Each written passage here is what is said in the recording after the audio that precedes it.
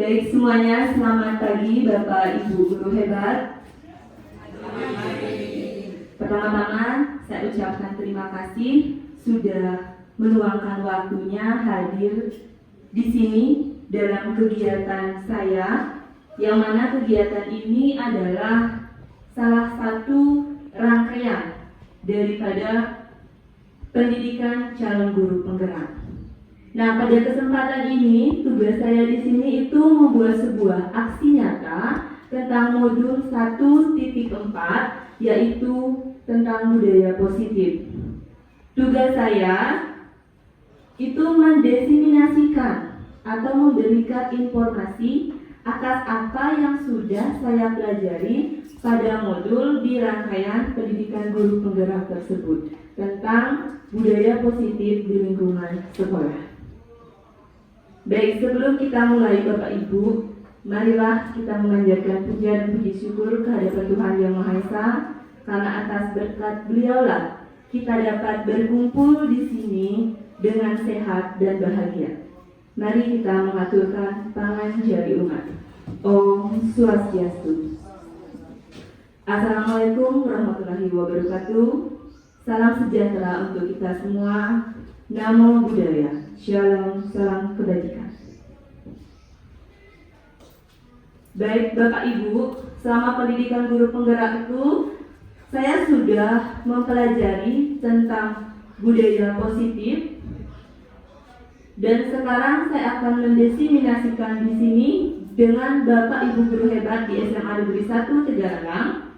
Saya mohon nanti mari kita bekerja sama, berkolaborasi, berdiskusi, dan belajar bersama-sama tentang budaya positif yang nantinya kita bisa terapkan di lingkungan sekolah kita. Saya sampaikan, adapun tujuan diseminasi pada hari ini, yang pertama yaitu kita bisa memahami tentang paradigma belajar, yang mana paradigma ini sudah berubah dari zaman dulu sampai zaman yang sekarang itu adalah sudah zaman modern untuk anak didik kita. Yang kedua, mewujudkan budaya positif baik itu di lingkungan sekolah maupun di lingkungan kelas yang Bapak Ibu ampu. Yang ketiga, mewujudkan pembelajaran yang berpihak kepada murid. Jadi di hadirat Dewantara itu mengistilahkan bahwa guru itu menghamba kepada murid. Nanti kita akan bahas bersama bagaimana sebenarnya makna daripada menghamba kepada murid. Terus yang berikutnya, memahami posisi kontrol sebagai seorang guru.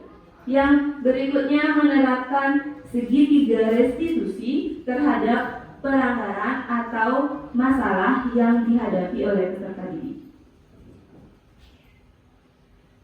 Adapun materi kita pada pagi hari ini itu ada beberapa komponen. Yang pertama ada perubahan paradigma belajar, makna disiplin positif, motivasi perilaku manusia, kebutuhan dasar daripada manusia, 5 posisi kontrol restitusi, keyakinan kelas, dan penerapan segitiga restitusi. Baik Bapak Ibu guru hebat, di sini judulnya adalah perubahan paradigma belajar. Seperti apa yang sudah saya sampaikan dalam perubahan paradigma belajar, mungkin Bapak Ibu masih ingat terdahulu ketika kita menjadi murid, berbeda cara belajarnya, paradigma belajarnya daripada ketika sekarang kita menghadapi zaman yang sudah modern. Yang pertama, dalam perubahan paradigma belajar itu kita memperhatikan pembelajaran yang berpusat kepada murid.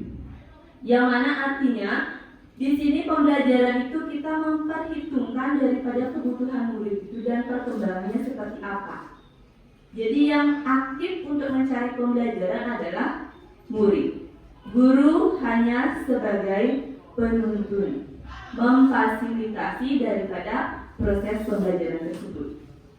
Yang kedua, pembelajaran dirancang berdasarkan prinsip pembelajaran yang berdiferensiasi sesuai dengan kebutuhan dan perkembangannya. Nah, kita di sini kita mendidik anak usia remaja, yaitu SMA. Jadi sesuai dengan perkembangan dan usianya, pembelajaran itu dirancang bagaimana kita bisa memberikan informasi, memberikan materi sesuai dengan gaya belajar anak remaja. Dan pembelajaran itu menyesuaikan kodrat alam dan kodrat zaman. Kodrat alam itu adalah kodrat di mana anak itu dilahirkan. Jadi kita mendidik di SMA Negeri 1 Tegalang yang dipengaruhi dari pekerjaan yang ada di sini. Udah itu hasil alam di SMA 1 Tegalang ini, kita sesuaikan pembelajarannya kita dengan situasi di sini.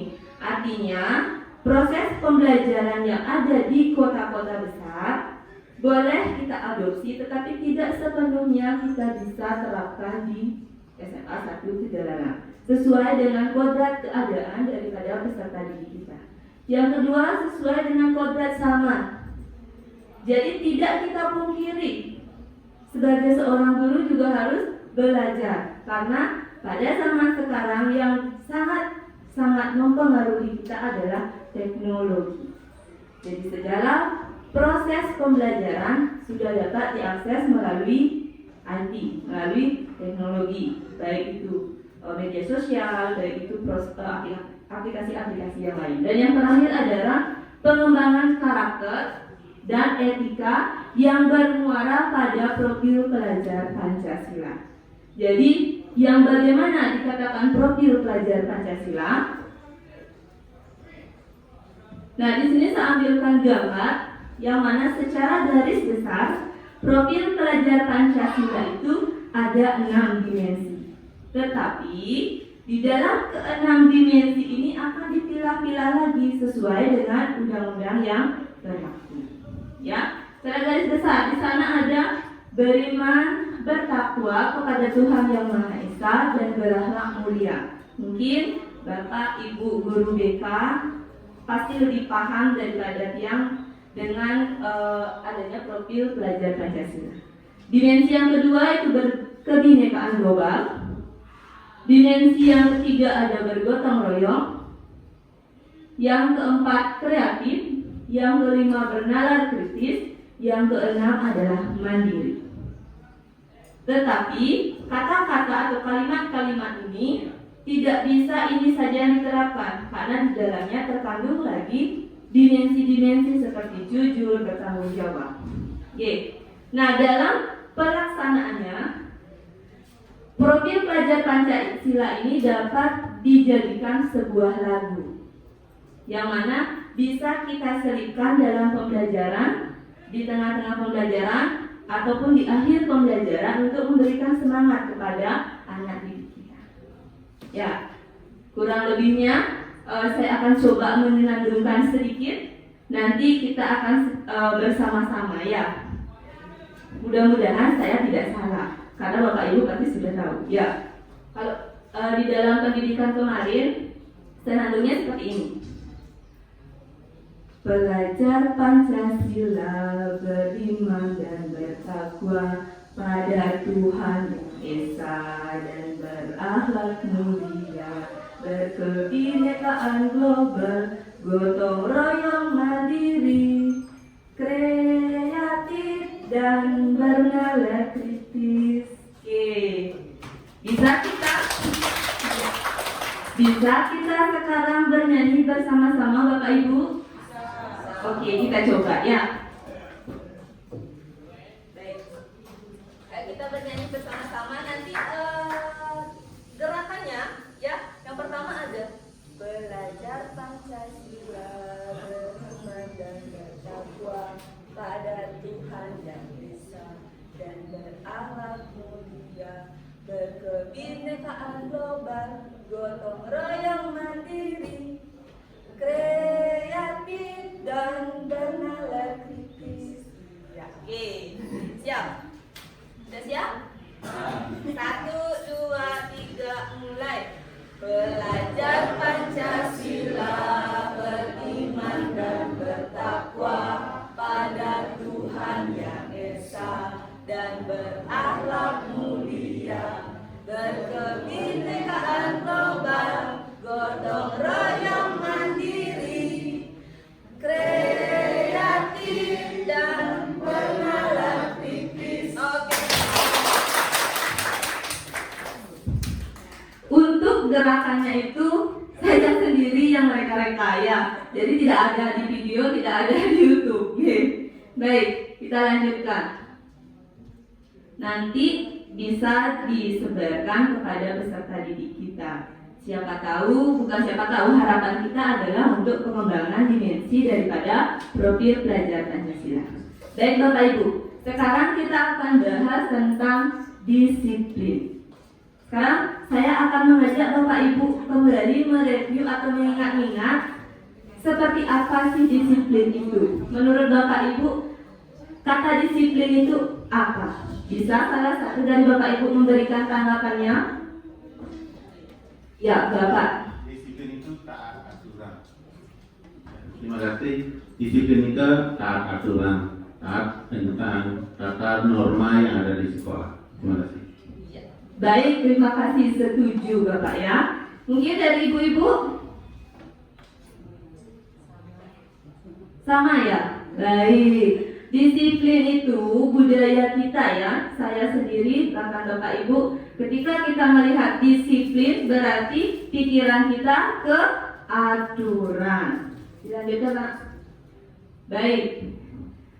Kurang lebih baganya nanti seperti ini jalur pemikiran kita. Mudah-mudahan sama atau tidak keliru ya. Disiplin itu adalah sebuah aturan yang dibuat sehingga yang melakukan kesalahan itu harus patuh, atau di sini dengan kepatuhan, kepatuhan akan aturan yang telah diperbuat. Benar begitu Bapak Ibu? Ya, benar sekali. Saya setuju. Dan kepatuhan itu, disiplin itu dilakukan atas dasar adanya sesuatu hukuman ya. Jadi harus patuh dengan aturan sehingga akan menyebabkan kata ketidaknyamanan. Ya, mungkin saya punya pengalaman ketika anak itu terlambat di pelajaran saya akan memberikan dia sebuah kata, kamu tidak disiplin. Aturannya seperti ini. Benar nggak? Mungkin ada salah satu siswa kita yang tidak senang, dia akan menjadi tidak nyaman. Dia akan hadir secara terpaksa. Jadi, apa sebenarnya disiplin itu? Ya, di sini yang kita terapkan nanti adalah disiplin positif.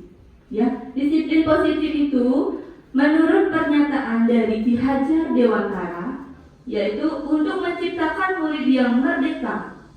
Syarat utamanya adalah harus ada disiplin yang kuat. Namun disiplin yang dimaksud adalah disiplin diri yang memiliki motivasi internal. Jadi tidak ada keterpaksaan. Itu yang pernyataan itu yang diberikan oleh Ki Hajar Dewantara. Berikutnya, menurut Diana Gosan, disiplin diri dapat membuat seseorang menggali potensinya menuju kepada sebuah tujuan mulia, yaitu suatu yang dihargai dan bermakna. Jadi kita sebagai guru disarankan itu menggali daripada motivasi internal dari peserta didik itu. Jadi disiplin itu datang dalam dirinya, walaupun dalam penerapannya saya yakin tidak sepenuhnya kita bisa menerapkan disiplin internal murid. Nah, disinilah kita berkolaborasi. Kita tidak bisa mendisiplinkan, menumbuhkan rasa disiplin dari internal murid itu dengan mandiri-mandiri, tetapi berkolaborasi, baik itu guru mata pelajaran, wakaf, pegawai, petugas keamanan, guru bimbingan konseling. Kita berkolaborasi secara bersama-sama untuk dapat menumbuhkan disiplin positif internal murid. Baik, Di sini ada teori motivasi yang dituliskan oleh Diana Gosen dalam sebuah bukunya. Ada 3 tahapan teori motivasi. Yang pertama itu untuk menghindari ketidaknyamanan atau hukuman. Jadi peserta didik itu atau orang yang melakukan kesalahan itu akan mengikuti motivasinya, akan mengikuti aturan agar tidak memperoleh hukuman walaupun mereka merasa tidak nyaman. Yang kedua, untuk mendapatkan imbalan atau penghargaan dari orang lain. Misal, anak-anak itu akan mendapatkan sebuah hadiah jikalau mereka mampu melakukan hal semacam ini, atau dia akan mendapatkan hadiah jikalau mendapatkan juara kelas. Jadi tujuan dan motivasinya itu adalah mendapatkan penghargaan atau imbalan. Kedua tahapan motivasi itu disebut dengan motivasi eksternal karena dipengaruhi atas dasar hukuman ataupun penghargaan. Nah, seharusnya bagaimana? Seharusnya kita mengikuti tahapan motivasi yang ketiga, yaitu untuk menjadi orang yang mereka inginkan dan menghargai diri sendiri dengan nilai-nilai yang mereka percaya. Saya harus datang tepat waktu ke sekolah. Jadi mereka sudah sadar dia akan ke sekolah. Seperti ini dong, itu disebut dengan motivasi intrinsik. Nah, dalam tahapan disiplin dan motivasi tadi, kita di sekolah membuat sebuah aturan, bahkan di kelas kita membuat sebuah aturan yang mana aturan itu sudah berpindah kalimatnya ke dalam keyakinan kelas. Bapak Ibu sudah menerapkan keyakinan kelas nih. Yang yakin semuanya sudah menerapkan keyakinan kelas. Di sini ada pertanyaan. Kenapa keyakinan kelas bukan peraturan kelas? Kira-kira apa ya? Di sana juga ada sedikit dua pernyataan ya. Kenapa kita memiliki keyakinan untuk menggunakan helm saat mengendarai motor? Yang kedua, kenapa kita meyakini memakai masker ketika pandemi? Ya. Apa kira-kira Bapak Ibu? Kenapa harus keyakinan kelas? Kenapa tidak aturan kelas? Mungkin kalau saya sedikit mungkin dari paparan tadi secara sepintas saya dengar mungkin beda keyakinan dengan aturan. Kalau aturan itu sudah baku, ada dasar hukum yang berlaku. Kalau keyakinan adalah segala sesuatu yang kita yakini bisa bermanfaat untuk kita bersama. Dan apa yang kita yakini itu sudah disepakati bersama, sehingga manfaatnya juga kita sudah ketahui bersama. Itu yang saya dengar. Baik, terima kasih Ibu atas pendapatnya. Benar sekali ya Bapak Ibu. Di sini keyakinan itu kita sudah menyepakati. Kita meyakini bahwa sesuatu itu bermanfaat untuk diri kita. Sama seperti kita meyakini menggunakan helm saat bermotor. Apakah karena ada polisi? Ya, jadi sekarang sudah berjalan ini kita meyakini menggunakan helm untuk keselamatan kita bersama. Sama saat pandemi, kenapa harus memakai masker? Kita kan tidak lihat itu ada virus, ya. Kita meyakini bahwa keselamatan kita harus dilindungi dengan masker. Baik, lanjut. Ya, kenapa keyakinan kelas? Karena dalam cara proses pembentukan keyakinan kelas itu, keyakinan kelas itu bersifat lebih abstrak daripada peraturan. Terus keyakinan kelas berupa pernyataan-pernyataan universal. Artinya yang diyakini, pernyataan nilai-nilai kebajikan yang diyakini dibuat dalam pernyataan positif, mudah dipahami dan sedikit saja. Jadi tidak banyak keyakinan itu, melibatkan semua warga kelas jika itu keyakinan kelas, dan melibatkan semua warga sekolah jika itu keyakinan sekolah. Artinya kalimat positif itu sama aja. Kalau aturannya misalnya tidak boleh memakai sepatu putih, Dan dalam keyakinan itu dibuat sebuah kalimat yang positif, harus menggunakan sepatu hitam. Jadi dibuat secara bersama-sama. Ya, bagaimana prosedur membentuk keyakinan kelas? Nah, di sini ada prosedur pembentukan daripada keyakinan kelas. Yang pertama itu adalah bercurah pendapat. Jadi kita sebelum membuat keyakinan kelas akan berkoordinasi dengan warga kelas itu seperti apa yang harusnya dijalankan dalam kelas tersebut. Yang kedua, setelah mendapatkan pendapat-pendapat itu baik dari link, baik dari tulisan, kita membuat catatan dari masukan-masukan yang didapat oleh warga kelas. Terus yang ketiga, menyusun keyakinan kelas, yaitu mengubah kalimat negatifnya menjadi kalimat positif. Jadi pernyataannya positif. Terus membuat kesimpulan, pemahaman dari pernyataan peraturan ke keyakinan. Artinya apa? Pernyataan yang dibuat secara bersama itu mungkin ada sifatnya masih aturan. Jadi kita rubah untuk menjadi keyakinan. Setelah itu meninjau ulang apa yang sudah dibuat dari keyakinan secara bersama-sama dengan membuat 3-7 pernyataan saja. Ya, supaya tidak tidak terlalu banyak. Setelah tinjau ulang, baru disetujui atau menyetujui dengan menandatangani keyakinan kelas itu secara bersama-sama. Nah, untuk selalu diingat, keyakinan kelas itu bisa ditaruh atau ditempelkan pada tempat yang mudah terlihat oleh anak peserta didik. Ya, tujuannya ketika kita menemui suatu ketidakselarasan antara keyakinan kelas dan perilaku murid, bisa kita tinjau kembali keyakinan kelas tersebut.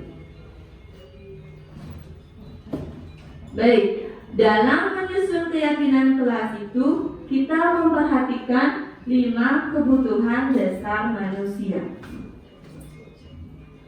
5 kebutuhan dasar manusia itu ada yang pertama itu kebutuhan untuk bertahan hidup. Setelah itu ada kebutuhan akan kasih sayang, kebutuhan akan kebebasan, kebutuhan akan kesenangan, dan kebutuhan akan penguasaan atau pengakuan daripada orang lain. Jadi setiap masalah yang dilakukan oleh peserta didik kita pasti dia berdasarkan kebutuhan dasar manusia tersebut. Alasannya ada di kebutuhan tersebut. Jadi kita di sini perannya menggali itu agar mendapatkan motivasi perubahan internal daripada peserta didik kita. Di sini dalam motivasi itu pastinya ada hukuman, konsekuensi, dan restitusi. Jadi kita akan meninjau kembali apa itu hukuman, apa itu konsekuensi, dan apa itu restitusi. Di sana dalam tabel itu terlihat ada identitas gagal, identitas sukses. Jadi ketika hukuman itu diberlakukan, akan terjadi sebuah identitas gagal. Nah, dalam disiplin itu harusnya kita menerapkan konsekuensi dan restitusi. Tetapi konsekuensi itu juga masih ada di tengah-tengah identitas gagal maupun identitas sukses. Coba kita lihat kembali bahwa hukuman itu adalah sesuatu yang menyakitkan, yang harus terjadi. Dia merasa tidak nyaman untuk murid atau anak dalam waktu yang panjang. Setelah itu korban mungkin mendapatkan keadilan, namun murid anak akan tersakiti. Jadi misalnya kalau dia melakukan kesalahan, dihukum tidak boleh mengikuti pelajaran, harus berlari keliling lapangan. Misalnya kalau di sekolah, ya kalau di lapangan berbeda lagi kasusnya. Bapak Ibu, bagi Bapak guru olahraga. Misalnya kalau di sekolah, jadi di sana akan menimbulkan rasa ketidaknyamanan atau menyakitkan. Dilihat oleh teman-temannya, diingat secara dalam jangka waktu yang panjang. Oh, guru ini yang menghukum saya. Seperti itu. Nah, bagaimana dengan konsekuensi? Konsekuensi itu adalah sesuatu yang harus terjadi. Hadirnya dari mana? Dia hadirnya biasanya dari kesepakatan. Ya, udah itu tidak nyaman untuk murid dalam jangka waktu yang pendek. Korban bisa diabaikan. Setelah itu murid atau anak dibuat juga tidak nyaman. Karena apa? Sudah disepakati nanti yang tidak pakai sepatu hitam atau sepatu putih, maka harus dilepas. Kesepakatannya seperti itu. Ketika itu dijalankan, dia akan merasa tidak nyaman ketika proses konsekuensi itu berjalan, tetapi besoknya biasa lagi. Seperti itu. Nah, yang mana yang harusnya kita terapkan? Yang kita terapkan nanti diharapkan kita menerapkan restitusi. Restitusi itu adalah sebuah pilihan yang mana dapat menguatkan untuk murid atau anak dalam jangka waktu yang panjang. Jadi korban nanti mendapatkan gantinya dan murid atau anak mendapatkan penguatan. Artinya sebelum melakukan sebuah tindakan, contohnya sepatu, pelanggaran sepatu, kita menanyakan kembali apa alasannya dan memberikan pernyataan apa yang akan dilakukan dari kesalahan tersebut. Nah, dari hukuman, konsekuensi, dan restitusi, hukuman itu bersifat tidak terencana atau tiba-tiba. Murid tidak tahu apa yang akan terjadi dan tidak dilibatkan. Setelah itu bersifat satu arah. Hukuman yang diberikan dapat berupa fisik. Itu artinya hukuman itu tidak tertulis, tidak ada kesepakatan. Jadi apa yang dia lakukan atas kesalahannya mungkin saja terlalu berat ataupun terlalu ringan. Kalau konsekuensi itu sudah terencana atau sudah disepakati, dibahas, disetujui oleh murid dan guru, tetapi murid tetap dibuat tidak nyaman untuk jangka waktu yang pendek. Terus kalau restitusi itu dia dapat menciptakan kondisi bagi murid untuk memperbaiki kesalahannya, mengajarkan murid untuk mencari solusi dalam masalah yang mereka hadapi, dan membantu murid berpikir tentang orang seperti apa yang mereka inginkan. Jadi di restitusi ini, setiap masalah yang mereka lakukan kita stabilkan dulu. Setelah itu masalah tersebut pasti ada alasannya. Dari alasan itu kita mengajak yang bermasalah apa yang harus dilakukan. Di sana baru kita bisa mencatatnya. Dan kita kaitkan dengan keyakinan yang sudah kita setujui. Gitu. Nah, lanjut sekarang ke 5 posisi kontrol restitusi. Sebagai guru, kita menerapkan 5 posisi kontrol ini, yang mana saya sendiri sering ya terjadi pemberian itu posisi saya ada di posisi 1, 2, bahkan 3 ya. Jadi sini ada posisi kita sebagai pemberi, penghukum. Setiap kesalahan yang dilakukan kita selalu memberikan hukuman, termasuk saya sendiri. Setelah itu pembuat rasa bersalah. Jadi kita membandingkan perasaan mereka dengan perasaan kita. Misalnya pernyataannya, aduh nak, kenapa kamu terangkat terus? Gak kasihan ya sama ibu? Seperti itu. Jadi mungkin mereka itu akan merasa sangat bersalah. Yang berikutnya posisi teman. Kita selalu mengajak murid kita itu seperti teman, menghadapi masalah itu seperti teman. Jadi murid itu akan lebih nyaman dengan pergaulan sehari-harinya. Jadi menganggap guru itu adalah teman. Ketika dia mendapatkan masalah, pastinya dia akan merasa, oh gampang saja, guru adalah teman. Dan sebagai pemantau. Kita memantau murid, oh ini yang salah muridnya, ini yang benar, ini ya. Tetapi tidak memberikan solusi, tidak menggali potensinya. Dan yang diharapkan dari pemahaman-pemahaman yang sudah dipelajari, itu diharapkan sebagai manajer. Kita mengetahui masalahnya, setelah itu menggali apa alasannya, kenapa terjadi masalah tersebut, dan mengajak bersama-sama untuk menyelesaikan daripada masalah tersebut. Baik, di sini akan kita tonton sebuah video yang mana sebagai aksi dalam video itu ada 5 posisi kontrol. Bagaimana guru menghadapi masalah yang terjadi. Silakan.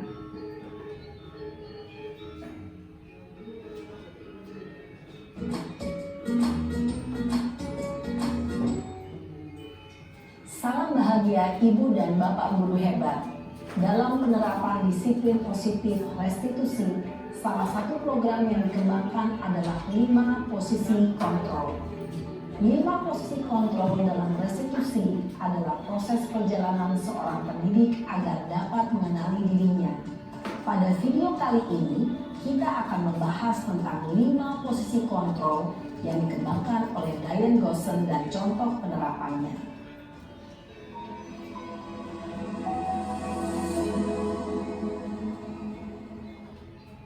5 posisi kontrol itu adalah 1. Posisi penghukum. 2. Posisi pembuat merasa bersalah. 3. Posisi teman. 4. Posisi pemantau atau monitor. Dan 5. Posisi manajer. Untuk lebih memahami kelima posisi tersebut, mari kita saksikan kasus Naren yang terlambat hadir 20 menit di sekolah dan melihat bagaimana kelima posisi kontrol dalam menghadapi masalah tersebut.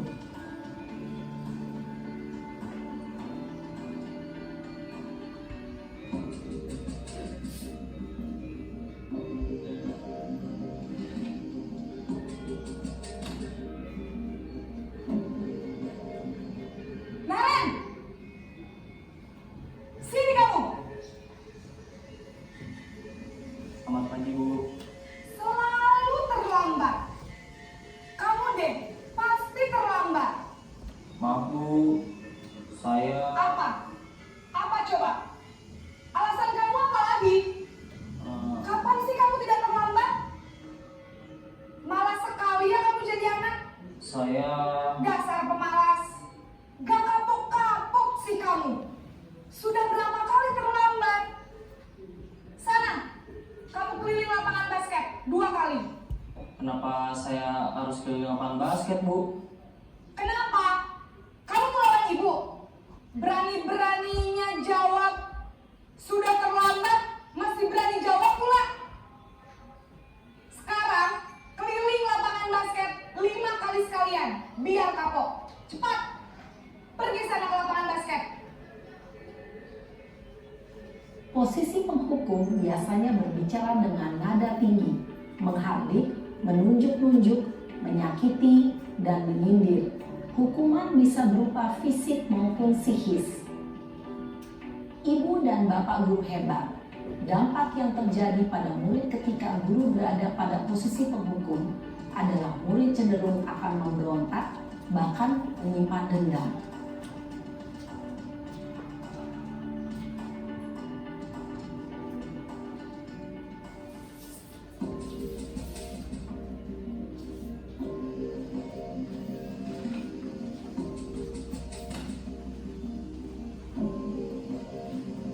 Naren!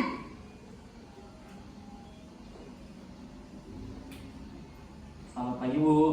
Naren, kamu kenapa terlambat lagi, nak? Ya Tuhan, Naren, kamu senang ya bikin ibu susah ya? Kalau kamu terlambat lagi, nanti ibu yang ditegur bapak kepala sekolah, nak. Disangka ibu tidak bisa membina kamu. Duh, gimana ini? Maaf, Bu. Duh,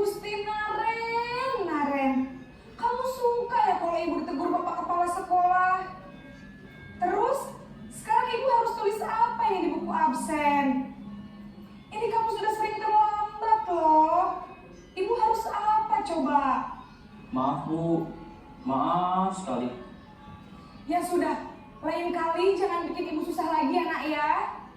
Ibu tidak akan kuat lagi kalau kamu begini terus. Bisa jantungan kalau ibu tegur bapak kepala sekolah. Sana cepat ke kelas. Maaf ya Bu, maaf sekali.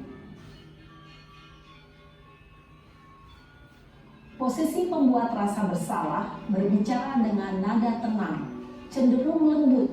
Namun kata-kata yang diutarakan membuat murid merasa menjadi orang yang gagal, memandang buruk dirinya sendiri, merasa tidak berharga, dan tidak sanggup membahagiakan orang lain.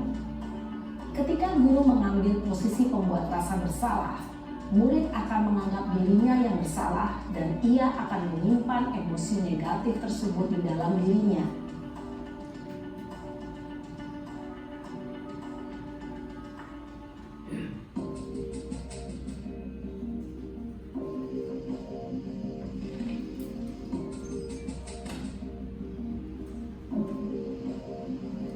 Naren!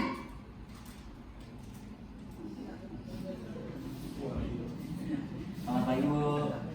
Wah, sudah jam berapa ini nak? Terlambat lagi ya sayang. Iya Bu, habis ibu saya lupa bangunkan saya Bu. Kamu malah menyalahkan ibu kamu. Kamu bukannya anak yang larinya paling kencang. Kok terlambat sih? Iya Bu, saya memang terlambat bangun tadi. Jadi biarpun saya lari kencang, tetap gak kekejar Bu. Ya sudah sana. Nanti lain kali larinya lebih kencang lagi ya. Biar gak terlambat lagi. Bikin seneng ibu. Demi ibu. Bisa kan? Bisa lah Bu. Ya sudah sana masuk kelas. Ibu beresin urusan absen kamu. Kamu ini ada-ada saja. Dalam posisi teman, guru berbicara dengan nada suara ramah, akrab, cenderung bersenda gurau untuk menjaga suasana tetap santai. Murid akan merasa senang, aman, dan akrab dengan guru. Identitas yang tercipta adalah identitas sukses atau berhasil. Namun, perlu diingat, karena ini masih dorongan eksternal, maka ada faktor ketergantungan dari murid kepada orang tertentu. Di sini guru aksennya, sehingga di lain waktu murid bisa berperilaku baik, namun hanya kepada orang-orang tertentu saja.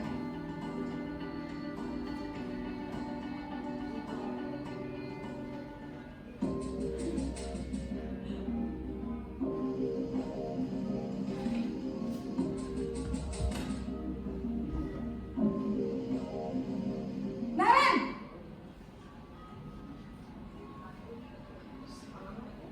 Selamat pagi Bu. Naren, apa peraturan sekolah kita tentang jam berapa kita harus masuk sekolah, nak? Kita harus di sekolah jam 7 Bu. Iya betul, sekarang sudah jam 7.20. Naren sudah tahu konsekuensinya jika terlambat hadir. Paham Bu, saya harus tinggal kelas pas jam istirahat selama 20 menit. Iya benar, konsekuensinya demikian. Jadi nanti jam 9.30 pas istirahat, kamu harus tinggal di kelas, kerjakan tugas tambahan untuk ketertinggalan kamu, ya? Baik Bu. Posisi pemantau mengandalkan penghitungan atau data untuk mengontrol murid. Guru mengarahkan murid berdasarkan peraturan dan konsekuensi. Seorang pemantau menunjukkan bahasa tubuh dan ekspresi wajah yang datar dan cenderung formal.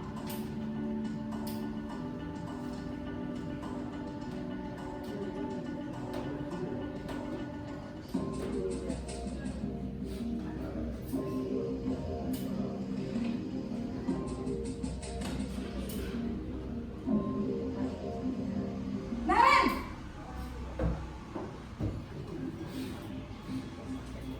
Selamat pagi Bu.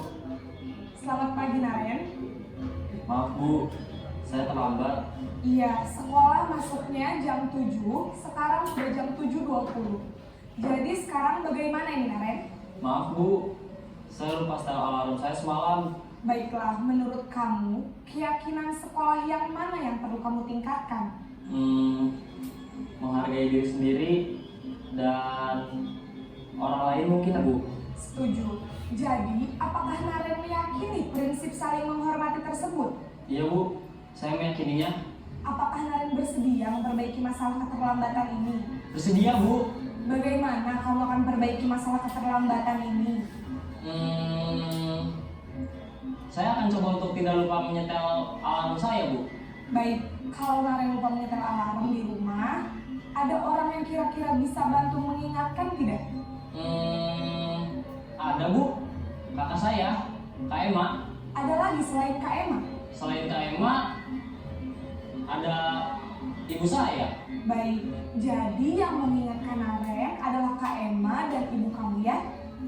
Kira-kira akan mulai start alarm kapan nih Naren? Setelah pulang sekolah, akan segera saya lakukan. Baik, jadi Naren akan setel alarm untuk bangun besok pagi dan akan diingatkan oleh kakak dan ibunda Naren ya. Ada lagi yang mungkin perlu dilakukan Naren agar tidak terlambat bangun lagi? Tidak ada, Bu. Baik Naren, terima kasih untuk kerjasama kamu.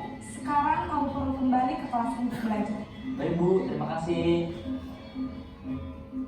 Posisi manajer adalah posisi kontrol yang disarankan untuk membimbing murid memiliki sikap disiplin yang positif, yaitu murid yang mandiri, bertanggung jawab, dan dapat memecahkan masalah.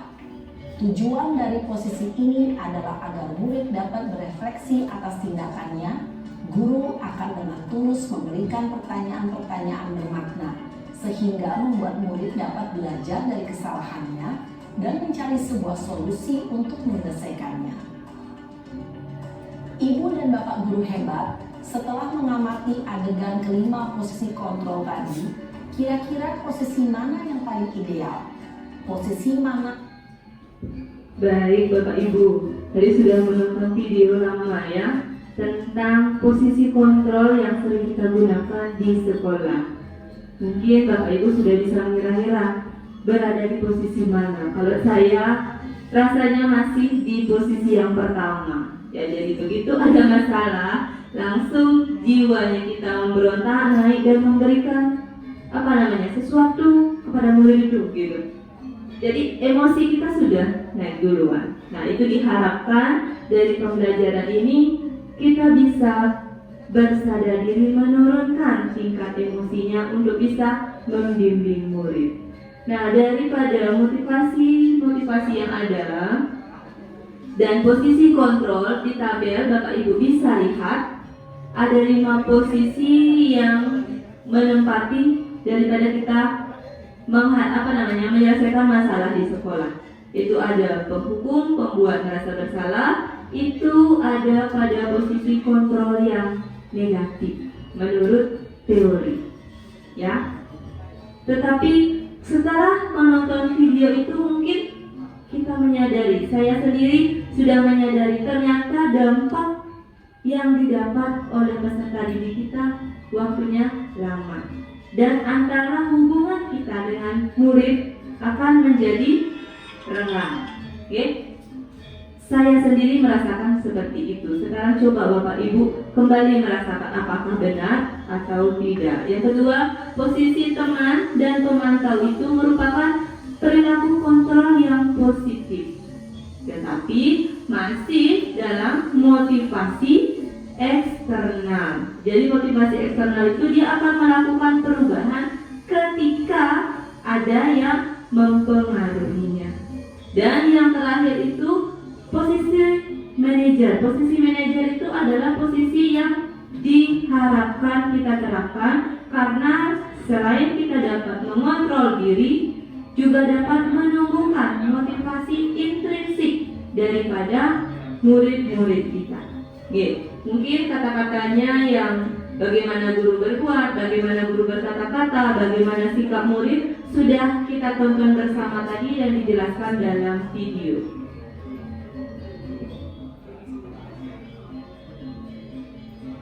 Ya, kita akan coba nonton lagi sedikit tentang bagaimana penerapan segitiga restitusi yang harusnya kita terapkan di lingkungan sekolah kita dalam membimbing murid, baik itu di kelas ataupun di sekolah.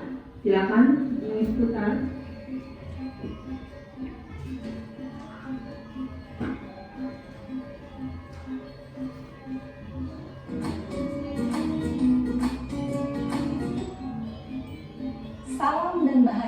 Ibu dan Bapak Guru Hebat. Pada video kali ini kita akan membahas tentang salah satu program disiplin positif yang diterapkan di lingkungan sekolah yang dikenal dengan nama restitusi.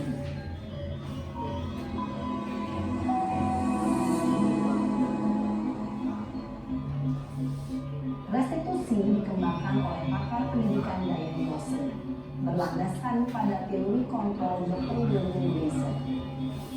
Segitiga restitusi adalah suatu proses dialog yang dijalankan oleh guru atau orang tua agar dapat menghasilkan murid yang mandiri dan bertanggung jawab.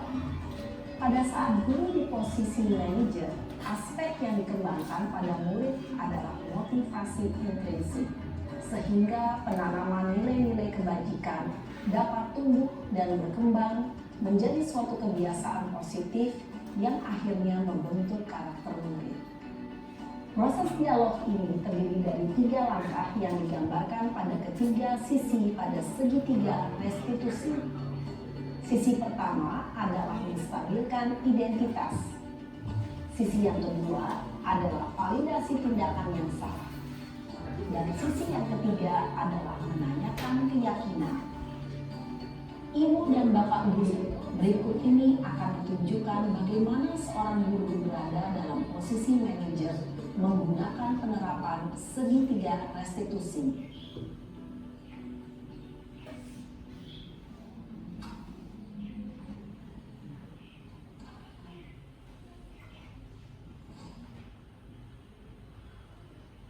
Siang Sarah. Siang Pak. Sudah lama nggak ketemu Sarah. Kenapa hari ini ada di sini? Kesel Pak, kesel banget. Masa aku dikatain tukang fitnah Pak? Ya aku marah lah. Aku balik ngatain Eka di depan kelas. Kesel banget. Oh begitu. Ya pasti kamu marah dan kesal. Bapak juga akan marah apabila ada yang menuduh Bapak seperti itu. Kemudian pada saat itu kamu mau melakukan apa? Ya saya langsung ngatain Eka lah Pak. Kesel banget. Saya bentak-bentak dia depan teman-teman lain. Oh begitu.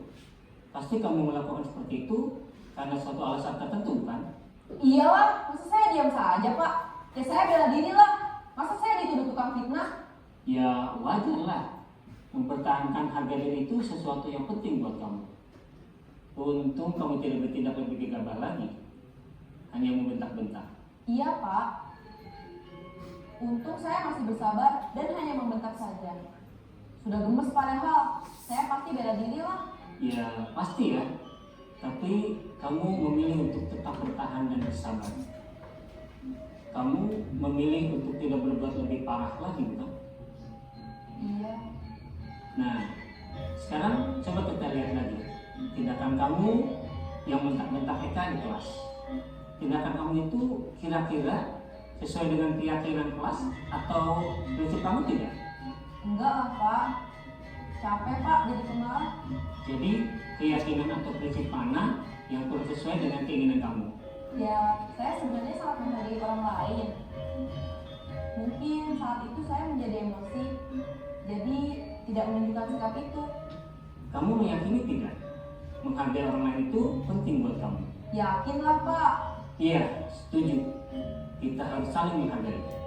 Namun, ada juga keyakinan yang kita sepakati yang perlu kita jalankan apabila kita sedang marah, bukan? Ya, saya bisa lebih proaktif, mulai dengan diri sendiri. Saya bisa jadi lebih bersabar, mengambil waktu jeda untuk berpikir mau apa selanjutnya. Kira-kira kamu bersedia memperbaiki masalah ini tidak? Bersedia Pak.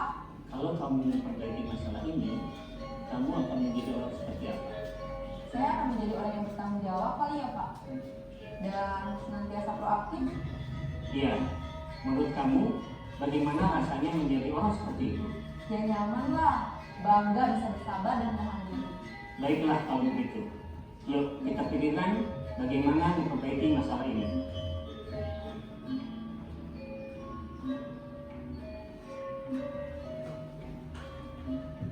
Ibu dan Bapak Guru Hebat, baru saja kita menyaksikan contoh bagaimana seorang guru berada dalam posisi manajer menggunakan penerapan segitiga restitusi.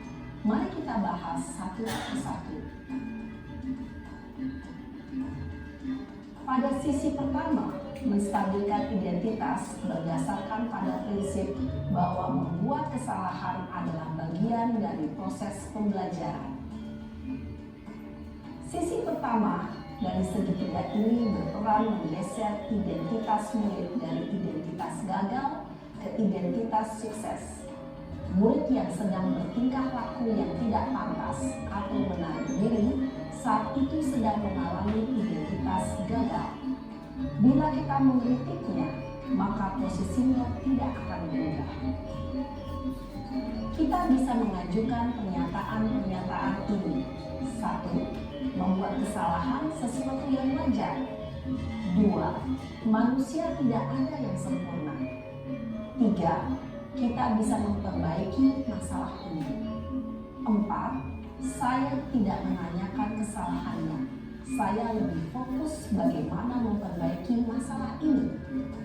5. Apakah saat ini kamu tengah menjadi orang yang baik untuk dirimu sendiri?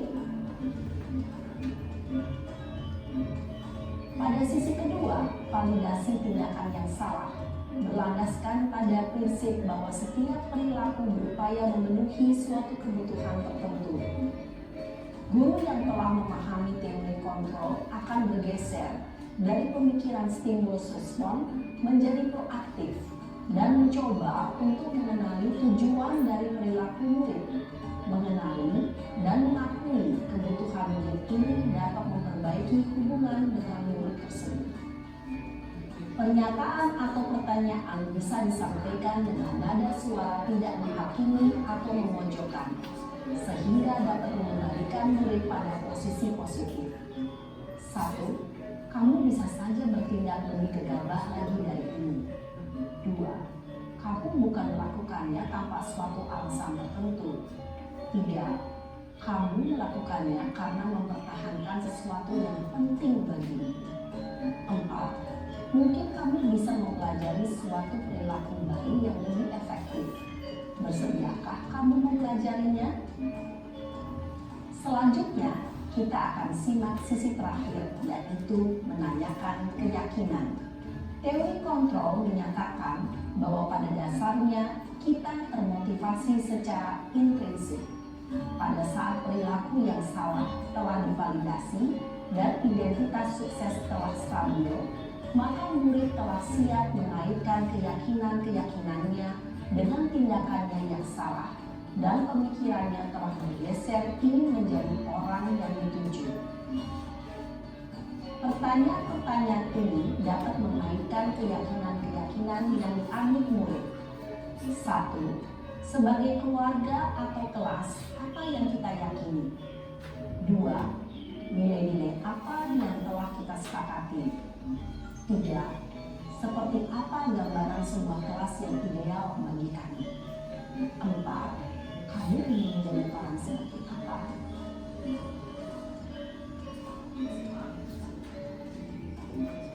Dalam menerapkan Baik Bapak Ibu, tadi itu cuplikan videonya tentang penerapan segitiga restitusi yang diharapkan. Ya, seperti ini dari setiap permasalahan yang ada pasti ada cara penyelesaiannya, ada alasannya. Dan segitiga restitusi sudah dijelaskan bahwa memiliki 3 sisi, yaitu menstabilkan identitas, validasi tindakan yang salah, dan menanyakan keyakinan. Ini secara garis besarnya. Dan pertanyaan-pertanyaannya juga sudah diberikan dalam video. Misalnya dalam menstabilkan identitas itu, pernyataannya setiap orang itu pernah melakukan kesalahan. Misalnya orang terlambat datang ke sekolah itu kita menstabilkan. Setelah itu validasi tindakannya, menanyakan pendapatnya seperti apa. Jadi alasannya seperti apa. Setelah itu baru kita mengkaitkannya dengan keyakinan yang sudah disepakati, sehingga motivasi dalam diri murid itu diharapkan muncul dan bisa dilakukan pembiasaan setiap harinya tanpa lagi ada kita harus mengarahkannya, kita harus memberitahunya lagi bahwa motivasi itu memang benar-benar dalam dirinya itu adalah hal yang salah dan tidak harus dilanjutkan. Seperti itu. Dalam segitiga restitusi itu ada hal yang perlu diperhatikan. Yang pertama itu perilaku yang salah perlu dikaitkan dengan nilai-nilai keyakinan yang telah disepakati.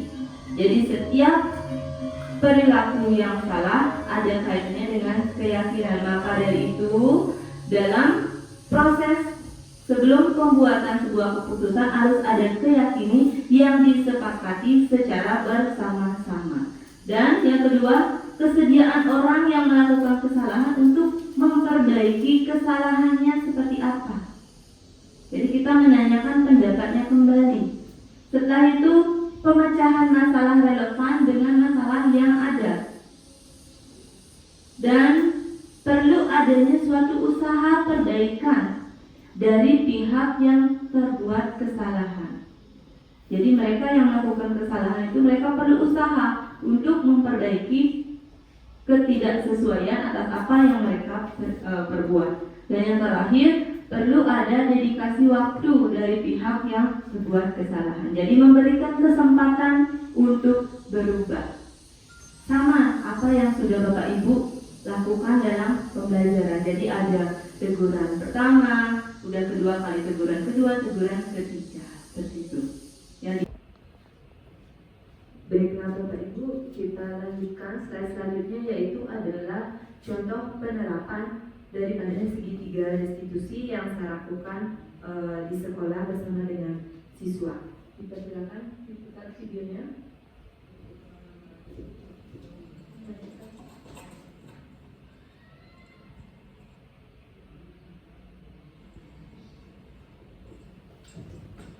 Ini dicontohkan adalah pelanggaran siswa yang terlambat dan panjat pagar.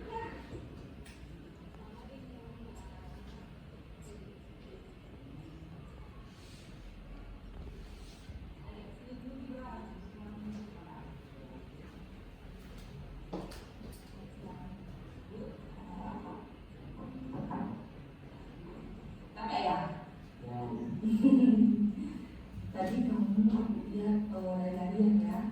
Iya. Tigra, apa kamu tahu nggak kenapa ibu memanggil kamu? Kayaknya tahu dulu. Tahu ya? Oke. Kamu tadi terlambat ya? Iya, lama. Kenapa kamu baca pagarnya? Tadi habis jam olahraga saya ketiduran, jadinya terlambat ke sekolah. Biasanya bilang terlambat tuh. Padahal ada pintu masuk di sana. Enak ya? Ya, Bu. Oke, kira-kira kemarin itu ibu juga dapat informasi katanya kamu sering terlambat ya dalam jam pelajaran yang setelah istirahat itu. Ya, benar, Bu. Kira-kira berapa kali? Kurang tahu. Lupa saya. Gibran, waktu dulu ibu jadi murid ibu juga pernah punya kesalahan ya. Setiap orang pasti pernah punya kesalahan. Nah, kesalahan itu pasti ada alasannya Gibran.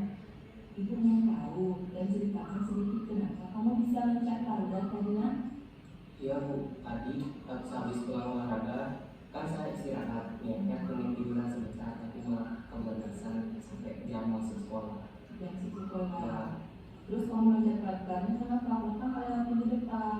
jadi saya lempar pagar itu karena takut ketangkap sama Pak Satpam sama guru. Jadi Waktu kamu rasakannya, karena kamu sudah pernah ketangkap ya sebelumnya. Bisa diceritakan kenapa kamu terlambat masuk kelas sebelumnya? sebelumnya kan pas jam istirahat, saya istirahat itu sambil makan kan ngobrol sama teman, habis makan pengennya balik ke kelas tapi diajak makan sama ini. Asik kan ya? Oke Gibran, kamu masih ingat nggak dengan keyakinan kelas yang sudah kita sepakati? Kira-kira keyakinan kelas mana yang melanggar yang tidak sesuai dengan perilaku kamu? Yang pertama itu kejujuran, yang kedua adalah datang ke sekolah tepat waktu. Nah, itu kamu tahu, kamu ingat dengan keyakinan kelas kita. Karena ada ketidaksesuaian keyakinan kelas dengan perilaku kamu, jadi kamu melakukan suatu hal yang kira-kira kamu punya solusi nggak dengan apa yang kamu hadapi? Ada Bu, yang pertama saya minta maaf karena tadi saya lemah pada, dan mungkin kedepannya saya akan coba jujur atas perilaku yang saya lakukan.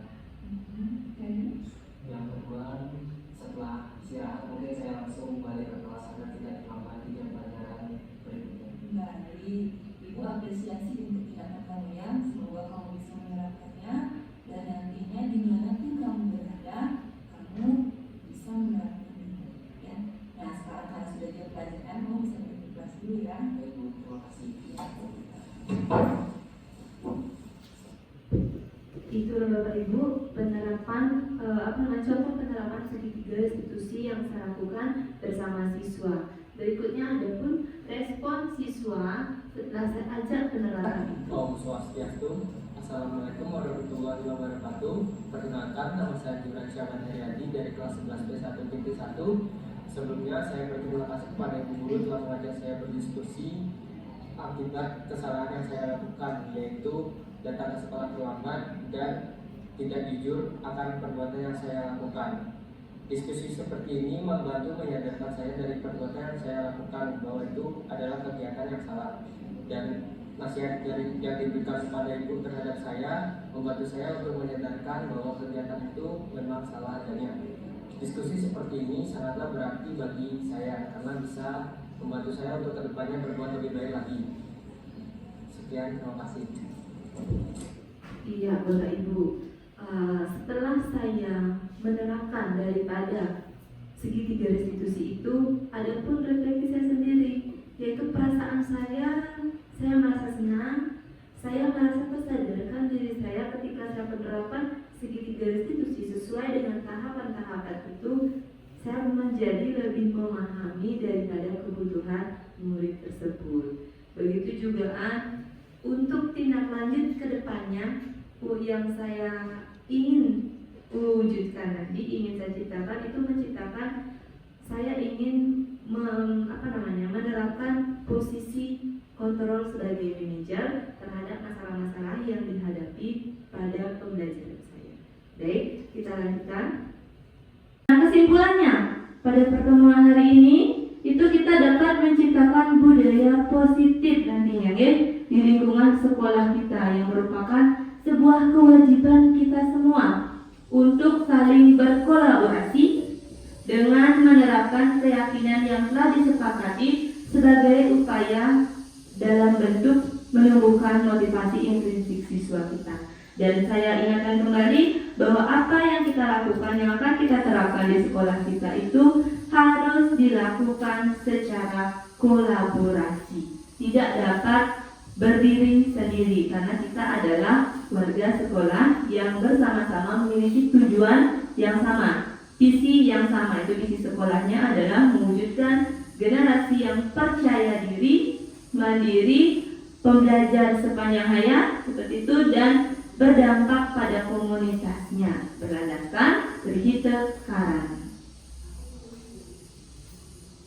Ya, pemaparan dari saya yang sudah dilakukan, begitulah pemahaman yang saya dapatkan dari proses pembelajaran guru penggerak.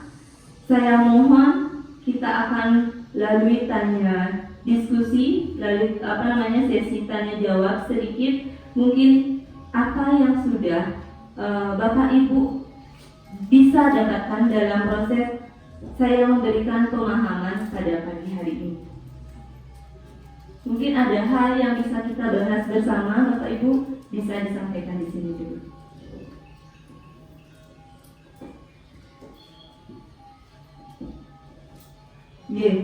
Mungkin karena kita belum menerapkan secara langsung dengan murid ya, nanti kalau memang ada waktu kita bertemu kembali dalam komunitas belajar. Kebetulan komunitas belajar kami di komunitas belajar praktik itu terdiri dari guru penjar, guru BK dan guru TIK.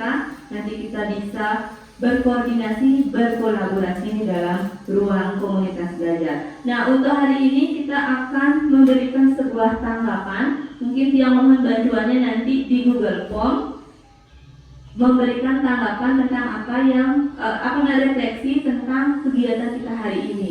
Dan nanti Tiang mohon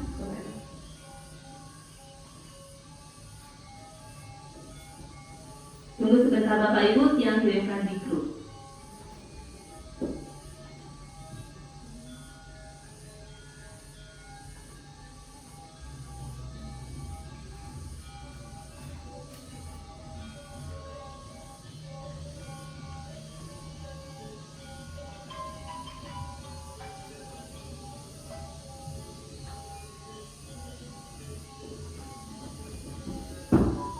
Ya, refleksi itu bisa Bapak Ibu tuliskan di dalam Google Form tentang bagaimana pengalaman Bapak Ibu dengan membersamai kegiatan saya pada diseminasi budaya positif ini. Setelah itu bagaimana perasaan Bapak Ibu setelah Bapak Ibu mendapatkan pembagian informasi dari saya tentang budaya positif dan harapan Bapak Ibu untuk kedepannya terkait materi budaya positif yang saya sampaikan. Nah, refleksi ini nantinya akan memberikan sebuah motivasi bagi saya sendiri dalam pengibasan budaya positif ini dan memberikan perubahan dalam diri saya. Silakan Bapak Ibu bisa diketikkan dalam Google Form. Mungkin salah satu dari Bapak Ibu bisa memberikan tanggapannya secara langsung yang berikan waktu. Iya Ibu, terima kasih Bu. Mungkin apa yang disampaikan tadi yang memberikan tanggapan sedikit. Yang pertama, saya sangat apresiasi kegiatan seperti ini di sekolah, sehingga kegiatan semacam ini bisa mengimbas terutama kepada guru-guru yang masih muda dan ingin belajar. Sebenarnya kepada kami pun yang tua-tua seharusnya, tetapi karena kondisinya mungkin sudah tidak memungkinkan. Yang pertama terkait dengan disiplin budaya positif yang diterapkan, yang berkomitmen bahwa apa yang dipaparkan tadi kalau diterapkan di sekolah kita alangkah bagusnya, karena di sana sudah ada kolaborasi pelaksanaan antara guru dan komunitas, dan di sekolah kita juga kita sudah memiliki komdel, komunitas belajar. Alangkah baiknya hal tersebut kita terapkan, dan kepada teman-teman guru silakan bisa teladani apa yang sudah dikerjakan oleh CGP kita, calon guru penggerak kita, dan kita semua berharap semoga calon guru penggerak kita sukses, karena ini akan membawa nama sekolah kita. Mungkin itu yang bisa saya sampaikan. Baik, terima kasih Ibu. Apakah ada tanggapan yang lain Marin dari Bapak Ibu guru yang lain?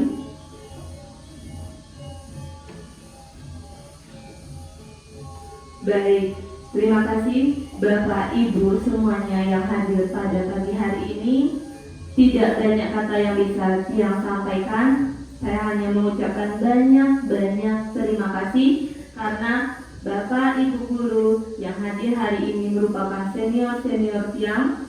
Berkat Bapak Ibu guru semuanya, saya bisa berdiri di hadapan Bapak Ibu karena didikan bimbingannya selama ini. Jadi Tiang tidak surut memohon bimbingan agar kedepannya program saya bisa berjalan dengan baik dan bisa menyelesaikan daripada pendidikan guru penggerak dengan baik.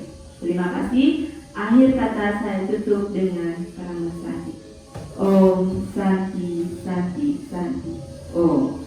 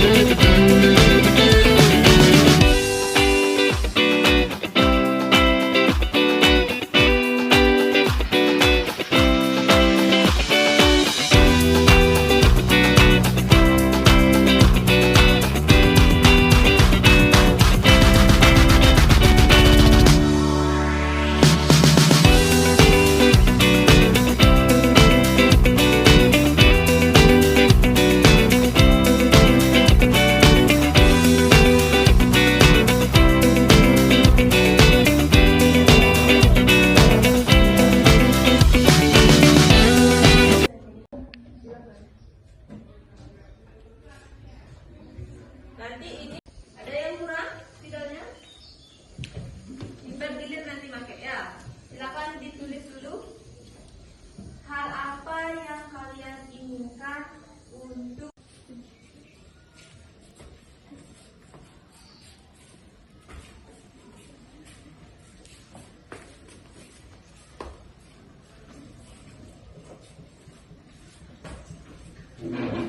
baik, terima kasih.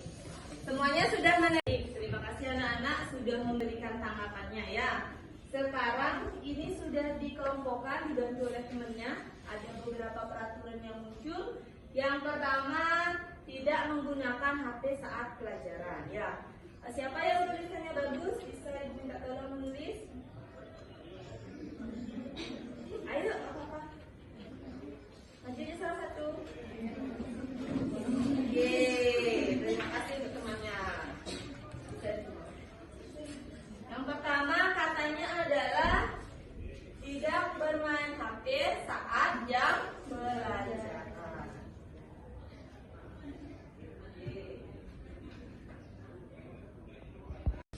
Baik anak-anak, kalian sudah membuat aturan-aturan dalam diri kalian. Ditemukan ada 8 peraturan yang sama.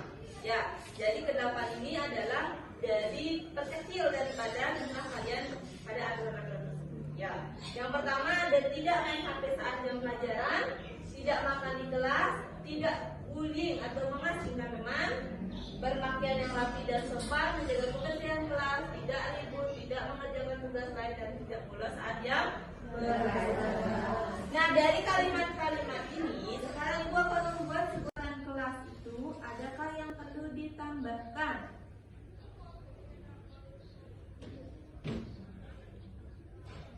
Sepakat dengan semua itu? Sepakat. Kita memiliki memberikan nama kalian dan tanda. Silakan, boleh terekam. Ayo.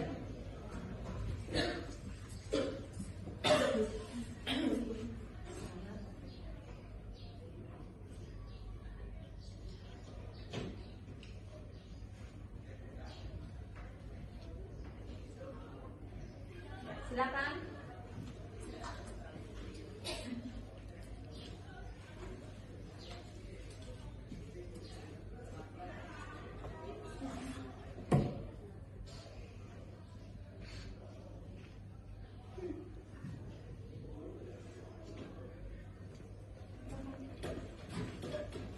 Baik, terima kasih atas waktu dan kesempatannya.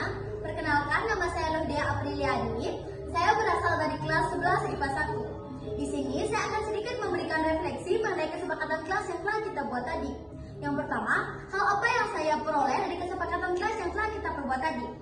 Yang pertama, kita harus menerapkan rasa disiplin, sopan santun, menghargai orang lain dan kebersihan. Rasa disiplin bisa kita tonjolkan pada yang pertama, mengaktifkan mode hening pada HP. Yang kedua, mendengarkan saat guru sedang menjelaskan di depan. Kemudian, untuk kebersihan, kita dapat menerapkan dengan melaksanakan piket, tidak membuang sampah sembarangan. Kemudian, sikap menghargai orang lain dapat kita terapkan dengan tidak membeda-bedakan teman-teman yang berada di kelas. Kemudian, sopan santun. Sopan santun dapat kita terapkan seperti kedisiplinan dengan cara menghargai saat ada orang yang berbicara di depan maupun menghargai teman-teman yang berada di kelas. Kemudian, untuk perasaan saya saat mengetahui adanya kesepakatan kelas yang telah kita perbuat tadi, perasaan saya sangat senang dan saya harapkan semua teman-teman yang berada di kelas ini dapat mengimplementasikan kesepakatan kelas ini dalam pembelajaran sehari-hari. Kemudian, hal apa yang akan saya lakukan ke depannya dengan sudah adanya kesepakatan kelas ini?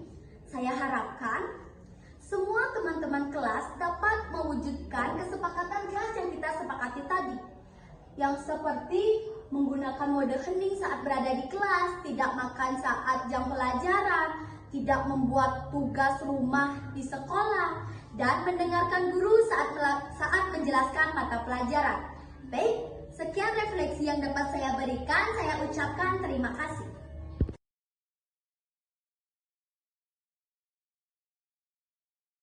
Assalamualaikum.